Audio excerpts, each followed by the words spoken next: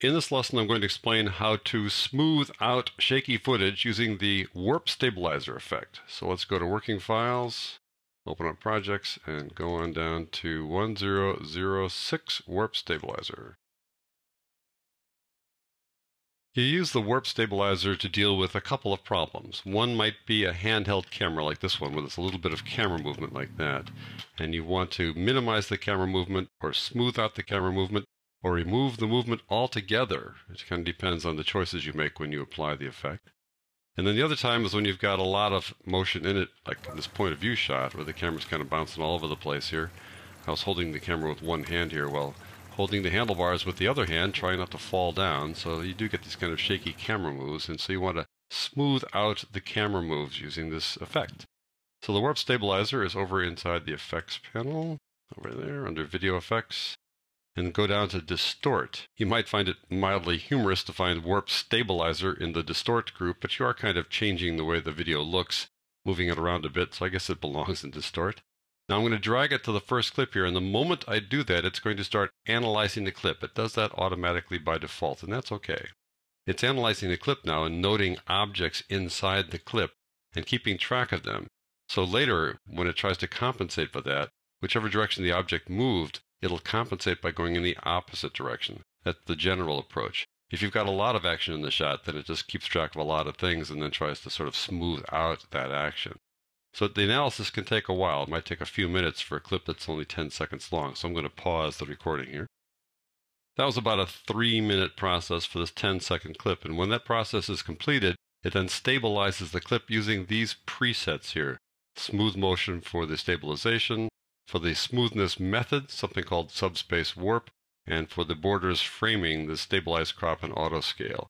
Now you might have noticed that when the stabilization was done, the framing changed. I'll turn off the stabilizer for a moment. And that's the original frame. This is the stabilized frame. What happens when you use the Warp Stabilizer is that it tends to zoom in on the clip, kind of cropping around the edges. Because otherwise, if it just kept it at its regular place and tried to compensate for motion, you'd see a lot of black around the edges here as it moved the clip around to compensate for any motion. So it does tend to zoom in. It does tend to crop. Let's take a look at the final results here. So you can see the camera move there is much smoother now, barely noticeable. And any kind of shakiness that was going on here, which wasn't much, has been taken care of. Everything gets a little bit smoother when you use it.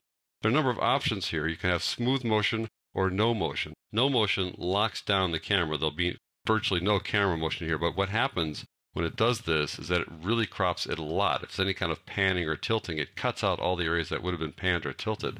So look at how much was cut out of that. If I turn it off, there's the original, there's the cropped version, the stabilized version. So no motion is useful if you've got a steady shot with hardly any kind of panning or zooming.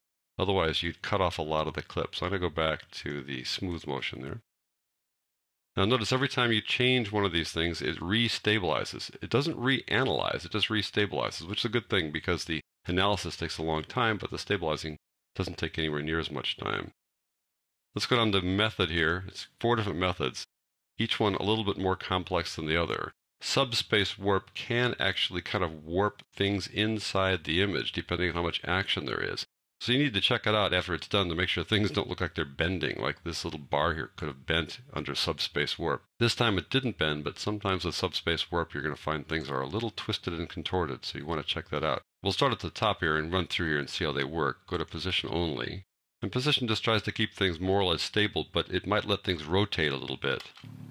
So the motion of the camera might be a little bit more obvious under this circumstance. See how that works? A little bit more jerkiness to the camera. So position is kind of the low end of the stabilizing. If you use position, scale, and rotation, the stabilizer tries to find objects here, and if it sees them kind of torquing, like twisting a little bit, it compensates for that twist to try to keep the twisting out of the final shot. So it just kind of keeps things steady. It's pretty close to the subspace, but it doesn't twist things anywhere near as much. So this is kind of the one that I aim for when I'm trying to avoid getting funny little artifacts of twisted things inside there. And then perspective is very similar. Barely any difference. So you can cut through these guys. If you decide that subspace warp is causing problems, just back up a couple of notches here to whichever one works for you. Down here, borders, this talks about the framing. Right now it says stabilize, crop, and auto scale. That's the default setting, which makes sense. What happens is it stabilizes it, it crops it, and then it scales it so it fills up wherever any black spaces would appear around the edges. If I say stabilize only, this is how things would have worked if you just did this thing manually. I'm going to play it now and see if we see any edges to it. If you look at that, you see little bits of black around the edges. Not much, but that's because the clip is moving around inside the frame to compensate for the motion. When we take a look at the bike rider, you're going to see those black things that are just off the charts in terms of how big they are. But here they're pretty subtle.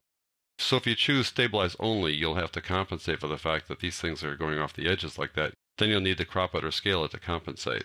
If you move on down the line, you can stabilize and crop, so that will crop it. But then you see the black around there all the way. That's the way that it would have been done without any scaling. And the third one down actually does scale it. It does put it up to full size there. And finally, stabilize, synthesize edges makes your system work much harder, and you need to render this. This red bar here says that even my graphics processing unit can't handle the stabilize, synthesize edges thing. I need to render that part to be able to see it. So I'm going to go back to stabilize, crop, and autoscale. Okay, that's the basic way to do this. There are some advanced features which I'll leave for you to check out if you care to. Just taking the defaults usually works pretty well. Let's move over to the bike riding. We're going to analyze that. And this will take longer, so I'll just pause while that happens. I'm going to drag the warp stabilizer over here. Here we go. The warp stabilizer came from After Effects CS 5.5, the version of After Effects released 1 year before Premiere Pro CS 6. So I just made a little short trip from After Effects to Premiere Pro for this release. I'm going to pause the recording here. All right, it's wrapping up its analysis. So what's going to happen now is that it's going to then stabilize the clip using these presets here. What's good about the analysis, of course, that it keeps the information stored with the clip inside the project, so you can always flip around amongst the various stabilizing approaches. Notice what happened when the stabilization was done. I'm going to turn it off for a second. There's the original framing and the stabilized framing. It really crops off a lot because this is a pretty busy clip. We got a lot of camera motion here, a lot of motion going on in the frame, and so it crops the heck out of it. Let's watch this. Pretty smooth camera moves now. But the detrimental thing about this is that it kind of cuts out the subject matter. Way tight there, sorry, you really can't see her there. So there's not much of this clip that'll be usable, just a few seconds here maybe where she's still in the frame, up to about there, then we start losing her. So the stabilizing really crops the heck out of this. Let me turn it off again so you see how much it crops there. And if I go down here to the borders, instead of stabilizing, cropping, and autoscale, I'll just stabilize. And now you get a chance to see how much work it's doing. You're going to see the clip moving around inside the frame here to give you a sense of what crop does. See how it compensates for the camera movement by moving the clip around while keeping the subject matter steady inside it, but it's also going to crop it there as part of the process. So that's the way it works kind of behind the scenes, and you get a chance to see that if you've got stabilize only. If I go stabilize and crop, you're going to see the edges, really how much is being cropped out. All this black area here was the original part of the clip. Now it's been cropped out, so you get a chance to see that was taken out, by the way. And if we go on stabilize, crop, and autoscale, we're going to get the same thing we had before. Now, if I switch back and forth amongst position, scale, rotation, perspective, and subspace warp, you're probably not going to notice too much difference when we get down to the bottom 2 or 3, because there isn't that much warping going on inside here. If I go back to position, scale, and rotation, which is a kind of fallback for me, it's the one that's sort of least damaging, the least potential for problems. You're not going to see too much here that looks like a distortion. When you watch the little telephone pole go by there, it looks like it kind of wobbles a little bit. If you look at the original version with the effect turned off, let's watch that telephone pole this time. This obviously shakes around a lot as the camera moves, but inside the stabilized version it looks just a little bit odd, the way it kind of slides back and forth there. That's just the way that the warp stabilizer works. So I think you can see that the warp stabilizer can be a powerful tool in your collection, but if you've got lots of motion in your clip, it tends to crop the heck out of it, and you may just decide you can live with the motion.